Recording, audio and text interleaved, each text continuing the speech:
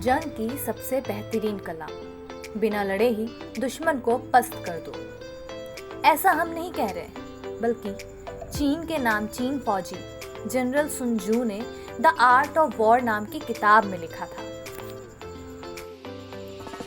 भारत चीन के बीच फिलहाल जारी बॉर्डर तनाव को समझने के लिए शायद जंग की इस बेहतरीन कला को ध्यान में रखना जरूरी है। चीनी सेना ने एक बार फिर से भारतीय क्षेत्र में घुसपैठ की कोशिश की है, लेकिन भारतीय सेना ने इस हरकत को रोक दिया। जब मई के पहले सप्ताह में चीनी सेना गालवान नदी से भारत की ओर बढ़ रही थी, तभी भारतीय सेना अलर्ट हो गई थी और सैनिकों की तैनाती बढ़ा दी गई थी। बता दें कि चीनी सेना का टारगेट गालवान पॉइंट के पास तक बनी सड़क थी। इस सड़क की वजह से भारतीय सेना गालवान घाटी इलाके में आसानी से आवाजाही कर पाती है।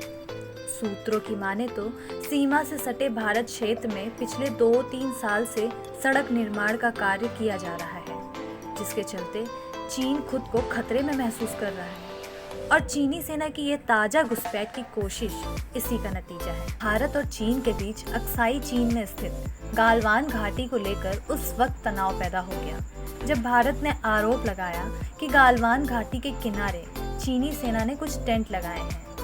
इसके बाद भारत ने वहां फौज की तैनाती बढ़ा दी। दूसरी तरफ चीन ने आरोप लगाया कि भारत गालवान घाटी के पास सुरक्षा संबंधी गैर कानूनी निर्माण कर रहा है। आपको बता दें कि गालवान घाटी लद्दाख और अक्साई चीन के बीच भारत चीन सीमा के नज़दीक स्थित है। यहाँ पर LAC अक्साई चीन को भारत से अलग करती है।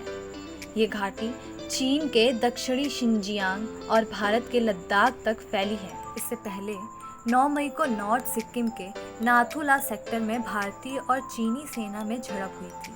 उस वक्त लद्दाख में LAC के पास चीनी सेना के हेलीकॉप्टर देखे गए थे, जिसके बाद भारतीय वायुसेना ने भी सुखोई और दूसरे लड़ाकू विमानों की पेट्रोलिंग शुरू कर दी थी। आपको बता दें कि इसी इलाके में 1962 में भी दोनों के बीच एक जंग हो चुकी है, हालांकि जिसमें चीन का दावा रहा है कि उसने इसमें बाजी मारी थी, जिसके बाद इस इलाके में भारतीय सेना और चीनी सेना के बीच एक भी बार गोलीबारी देखने को नहीं मिली है।